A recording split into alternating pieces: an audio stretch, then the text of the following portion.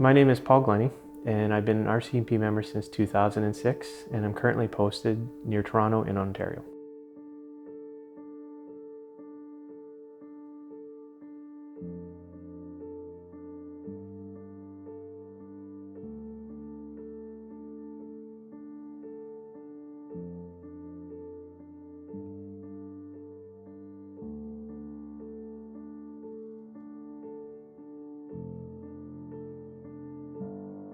You don't go to someone's house because they baked you a pie. You went because it's a bad day.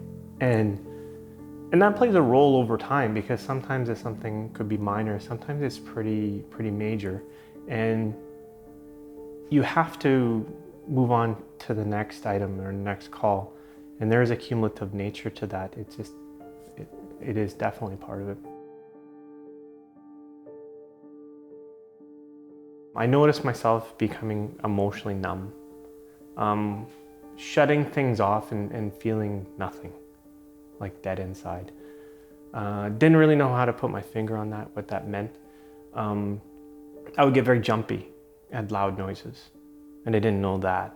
When I went out in public, I always made sure I had a plan of where I was going to go, made sure I could see everybody.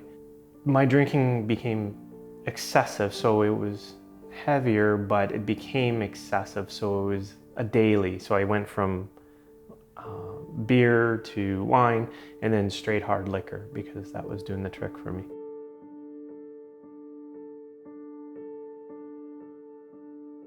I asked for help for alcoholism and got arranged with an inpatient program, meaning I went and lived there for 2 months, and it was with 80 other people, and their almost overwhelming majority were not police. I went there, I was terrified. Early in that program, where I sat in this room and we were in a big circle and everybody was telling kind of bits of their story, and I was like, how do you know about that? How do you know about that? Because it was very similar to my own. And it hit me that I'm not special. Like, it hit me that I need to be here. And yeah, the full force of denial came crashing in. And it was scary to know what to do next. And the only thing I could go off of was the folks that were there, and we attended different meetings and stuff, and I heard a lot of the experiences. So I knew that you could get through it. I just didn't know how.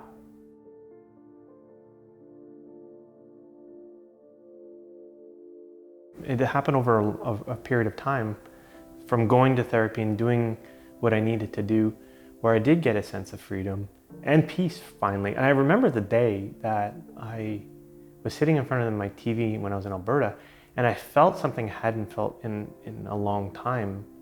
And I know it sounds corny, but it was joy. And I hadn't felt that in years. And what was odd to me is I didn't really know how to identify it, but I felt it. And it was then I knew that a lot of the work was coming. And I wanted more of that. I wanted more of that peace. Wanted the noise to turn down.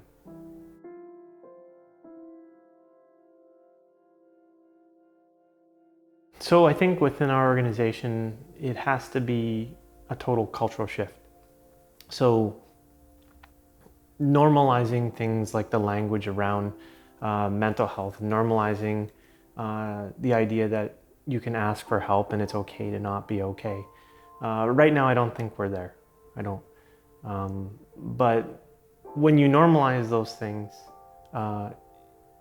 just as much as I have, I want to be able to say just as much as I have post-trauma, that I have a driver's license and all this, that is normal.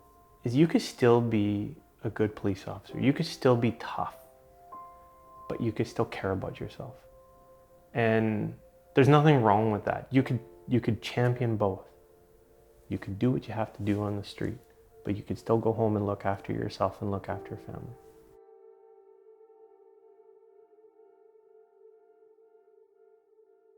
I'd like others to know that I get that it's hard, but there is another side to it. You can have peace, and you can have happiness, you can have wholeness in your life, and it is possible. It may seem bleak, it may seem hopeless, but it's possible.